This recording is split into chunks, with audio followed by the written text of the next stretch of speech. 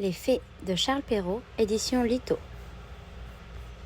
Il était une fois une femme dont le mari était mort en lui laissant 2 filles.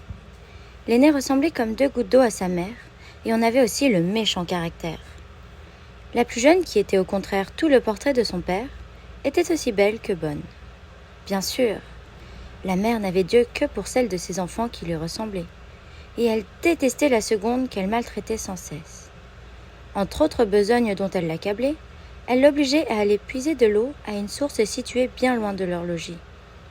Un jour que la douce jeune fille était à la fontaine, elle vit s'approcher une vieille femme. « Peux-tu me donner à boire ?» demanda celle-ci d'une voix chevrolante. « Bien sûr, ma bonne mère, » répondit la belle. Elle puisa de l'eau bien claire et aida la pauvre femme à boire. Une fois désaltérée, celle-ci prit la parole. « Je vais récompenser ta bonté par un présent. Désormais, à chacun des mots que tu prononceras, il sortira de ta bouche des fleurs ou des pierres précieuses. » La jeune fille remercia sans toutefois croire à cette promesse, car elle ignorait alors que la vieille femme était une fée.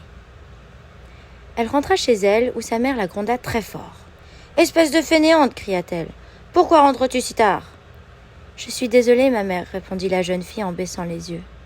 Mais il y avait à la fontaine une vieille femme que j'aidais à boire.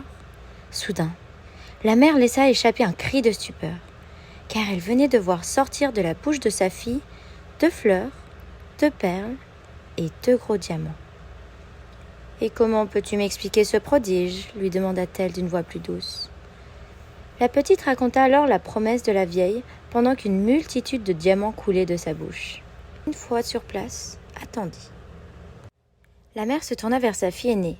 « Pour qu'il t'arrive le même bienfait, lui dit-elle, il te suffit d'aller toi aussi à la fontaine et d'attendre que la vieille femme te demande à boire. »« Et puis quoi encore ?» s'écria l'aînée. « Puiser de l'eau est une tâche de souillon réservée à ma sœur. Je n'irai pas. » La mère se fâcha toute rouge et, donnant un récipient d'argent à sa fille, l'envoya à la fontaine.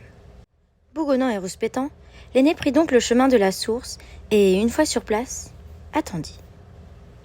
Soudain, une ravissante jeune femme, vêtue comme une princesse, se présenta devant elle. La bonne fée, car il s'agissait d'elle, avait changé d'apparence pour mettre à l'épreuve le mauvais caractère de cette orgueilleuse fille. « Pourrais-tu avoir la gentillesse de me donner à boire ?» demanda-t-elle. « Ai-je l'air d'être venue jusqu'ici pour vous aider à vous désaltérer ?» ricana la jeune fille. « Si vous avez soif, plongez donc votre tête dans l'eau. »« Voilà de bien mauvaises paroles sortant d'un bien mauvais cœur, » répondit la fée. « Désormais, à chaque mot que tu prononceras, il te sortira de la bouche un serpent ou un crapaud. » La mère, qui attendait impatiemment sa fille, courut vers elle lorsqu'elle la vit revenir. « Alors, demanda-t-elle, as-tu rencontré la vieille ?» À peine sa fille eut-elle ouvert la bouche que 2 reptiles hideux s'en échappèrent. Pensant immédiatement que son autre fille était la cause de ce malheur, la mère la battit et la chassa dans la forêt.